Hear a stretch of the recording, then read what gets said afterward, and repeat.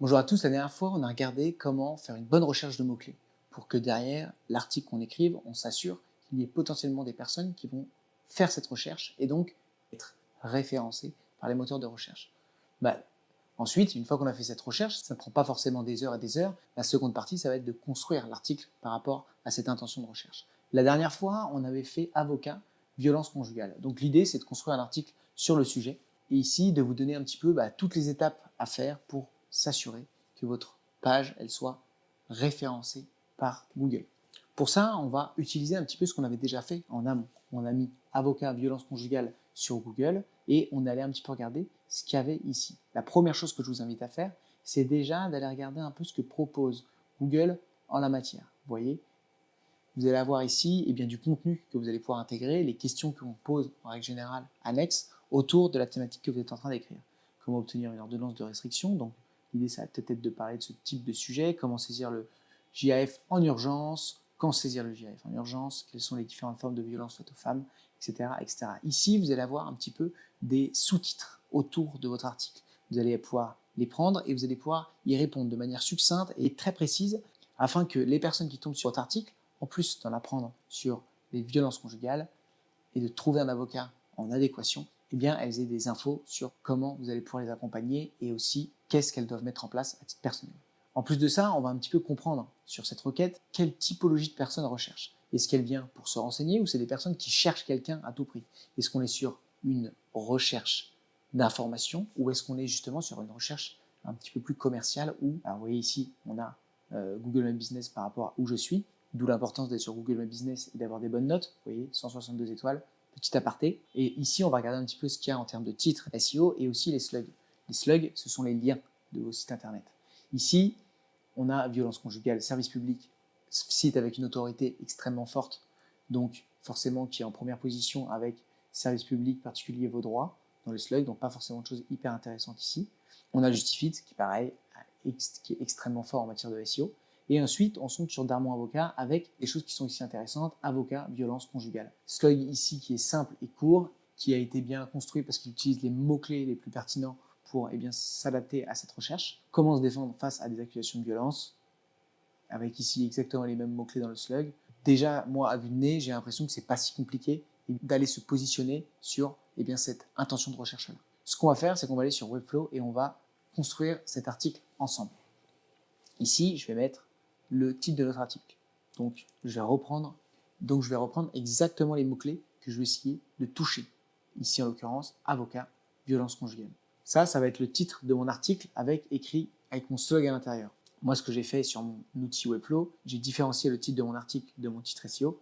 Et donc, je vais prendre avocat, violence conjugale ici. Et pour le rendre un petit peu plus naturel, je vais juste modifier quelques mots, mais je vais surtout me concentrer à ce qu'il y ait le moins de mots techniques possible à l'intérieur. Victime de violence conjugale, conseil d'un avocat. On va rester simple, on va partir sur quelque chose comme ça. Et ici, on va rester sur notre H1, sur avocat violence conjugale. Pour le rendre peut-être un petit peu plus naturel, on va quand même ajouter un petit peu de forme. Votre avocat en cas de violence conjugale. Maintenant, on va essayer de déterminer un petit peu la structure qu'on va intégrer dans notre article. Pour ça, notre H1, en l'occurrence, il est ici. Donc je vais directement passer à notre H2. H1, H2, H3, ce sont en fait la manière de structurer votre article. Google, il va surtout se concentrer sur votre H1 et ensuite, forcément, il va aller chercher les H2 en adéquation avec la recherche des utilisateurs. Et donc l'idée à partir de maintenant, c'est d'ajouter des H2, pourquoi pas quelques H3 si on fait une liste assez pertinente de sujets ou alors qu'on a vraiment des sous-titres qui sont pertinents. Et H4, H5, on s'embête pas avec ça. Donc je retourne sur Google et je vais aller un petit peu voir ce qu'il y a en la matière. Vous voyez, on est un peu sur les mêmes délires que Darmon Avocat en matière de titre SEO. Je regarde et je vois du coup, je retourne sur mes petites questions. Quelles sont les procédures de matière de violence conjugale, de demande judiciaire, quelles sont les différentes formes de violence faites aux femmes. Ça, typiquement, c'est très bien mettre en H2. Je pense qu'il vaut mieux aller mettre quelque chose de très générique ici aussi. Ça va être notre premier H2. Ici, on va avoir un second H2. Quelles sont les différentes formes de violence faites aux femmes?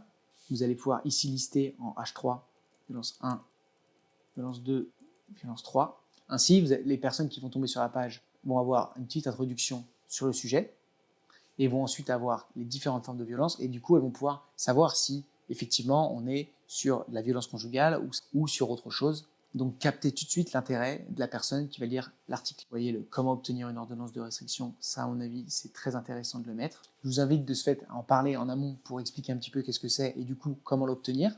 Quand on continue de regarder, et vous voyez, typiquement, on a une série de requêtes autour du juge des affaires familiales et c'est peut-être intéressant, effectivement, de mettre les trois pour expliquer comment le saisir, quand le saisir et est-ce qu'on peut le faire sans avocat. Vous pouvez expliquer que oui, mais qu'en réalité, il vaut mieux avoir un avocat et que nous, on se tient à disposition pour vous. Faire une série de H2 là-dessus.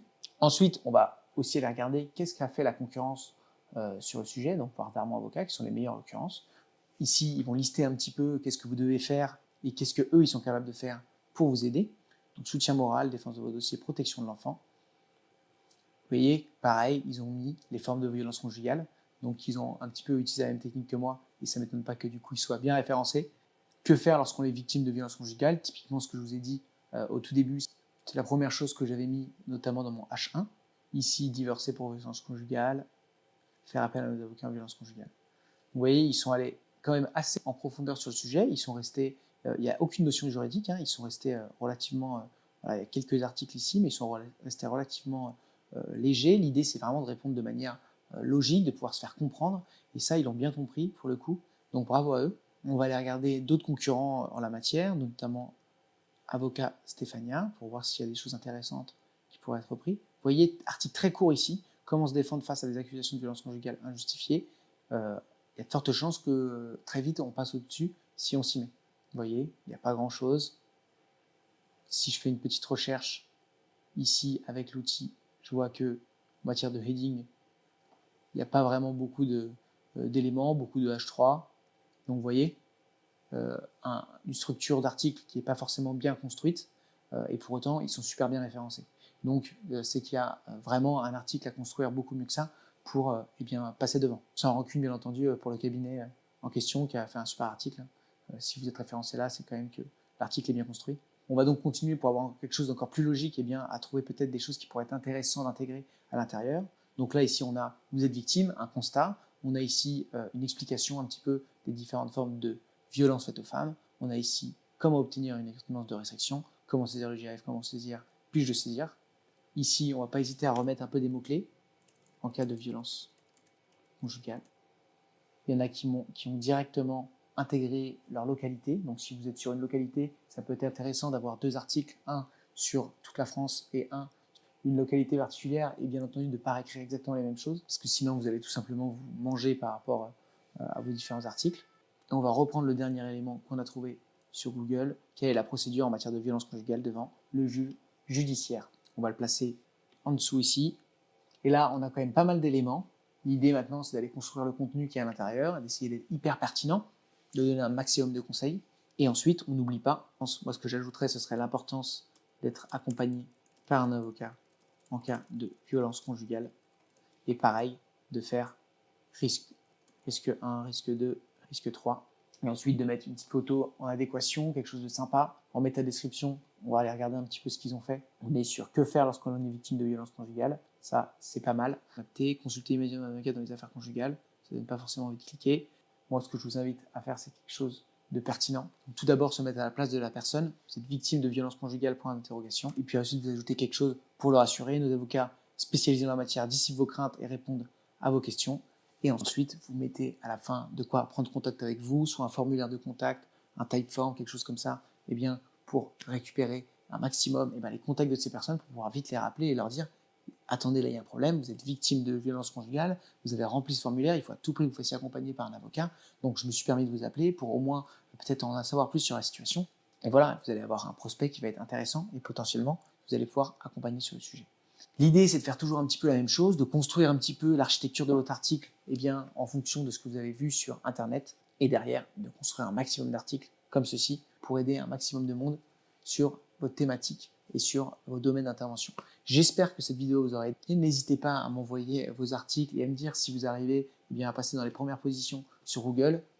On a construit un guide SEO qui est hyper complet. On a une trentaine de pages où on reprend un petit peu tous les éléments que je vous ai dit là. Vous venez d'ailleurs peut-être de ce guide parce que cette vidéo sera intégrée à l'intérieur. Si c'est le cas, n'hésitez pas à me dire ce que vous en avez pensé, à m'envoyer un petit mot sur LinkedIn ou directement sur le site web d'Orama. Je vous souhaite un excellent développement et à très vite.